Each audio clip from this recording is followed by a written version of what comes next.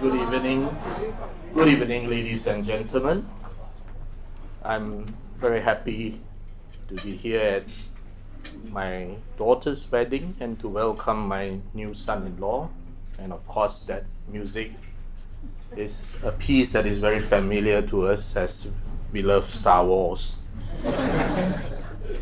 On this day, as on every day in our lives, my wife and I make noble aspirations for our daughters and for their happiness in our daily devotions to the Buddha, Dharma, and Sangha.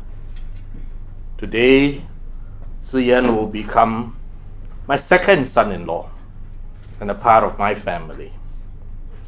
He must be scared and in awe of this father-in-law, because in our very first dramatic meeting, within a minute of us seeing and meeting each other, I had told him more about himself than he ever knew in his entire life from mere observation. That, of course, is an occupational hazard from being 30 over years as a clinical teacher. Yep, Ziyan, you had joined the family of high achievers with even higher expectations. Do you know how much we love and adore our beautiful daughters, Yin and Sumei? There's nothing in this world their mother and I wouldn't do to see them walk through each day of their lives with their hearts filled with joy. Some people are willing to sell a kidney for an iPhone. We are willing to lay down our lives for their happiness. This whole night I have heard you all call her Sue. Actually, Sue is not her name. Sue is the middle word for both our daughters, and it means gentle. Her name is Yin, and it means completeness. For when she was born, our family was complete.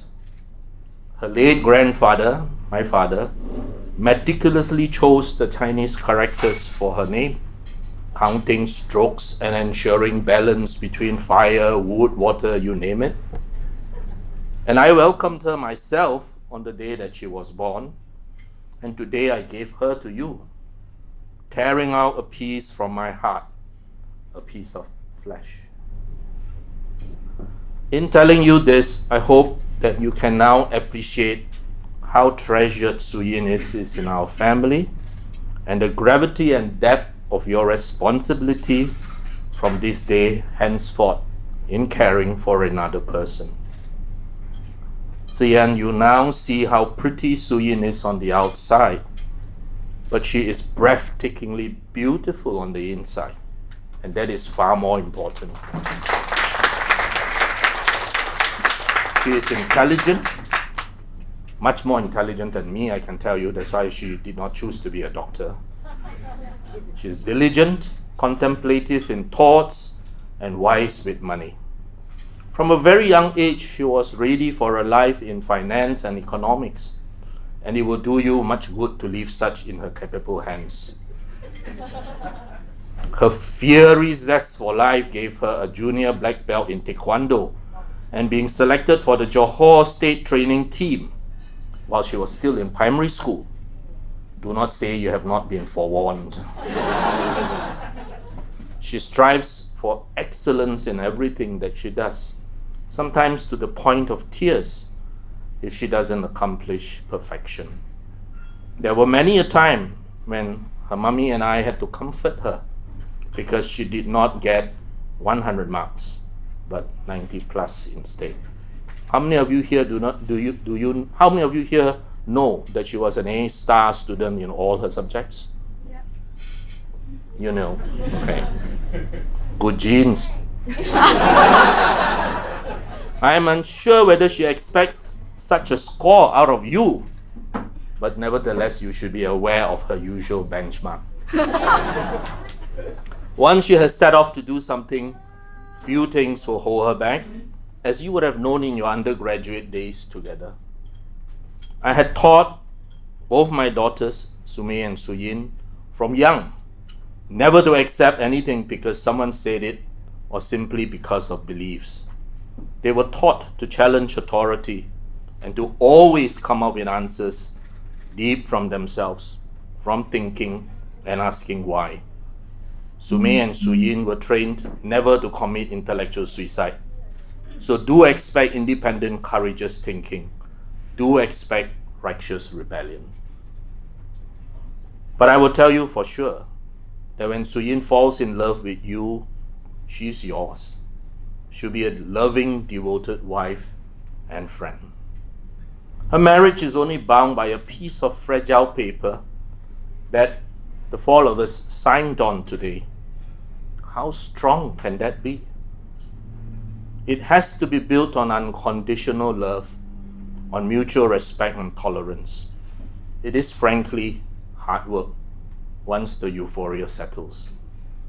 Love you have aplenty at this time, but I'm not talking of the physical love of a young couple. Unconditional love, or metta, that the Buddha taught us to develop takes a long time to cultivate, and it requires respect for differences and tolerance for perceived faults and errors. This requires a strong commitment from both of you. My dear son-in-law, lead your family well. Remember all the promises you made to Su Yin and to her mother and I. Instead of being just the son-in-law, do your best to be the son-in-love instead.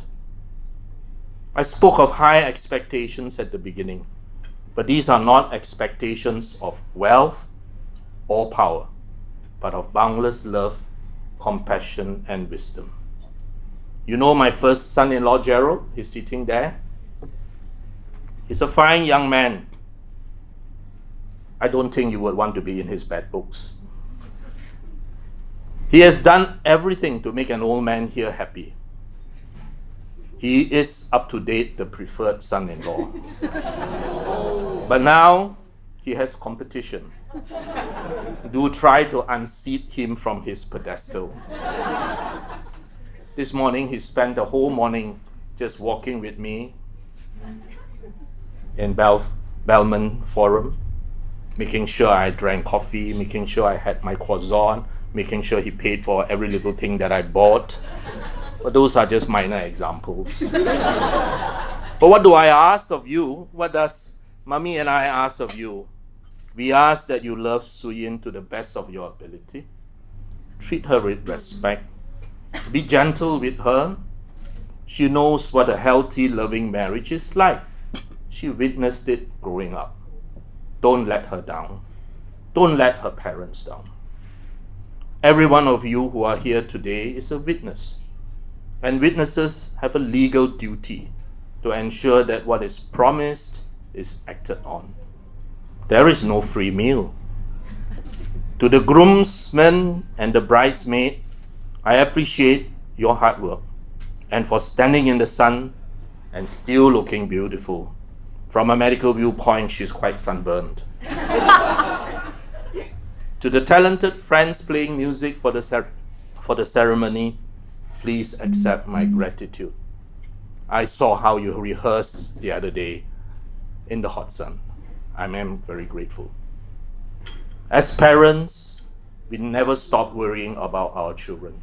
Su Mei used to tell that Mommy never goes for a holiday. When we go for a family holiday, Mommy merely takes care of the children in another country. That's all. So do text us, call us, send us pictures, for these gestures assure us that you are well. For Su Yin's mother and I, all that we seek for ourselves is the time that both of you can spend with us. Your gift of time to us is priceless, and time for us is an ever-diminishing quantum.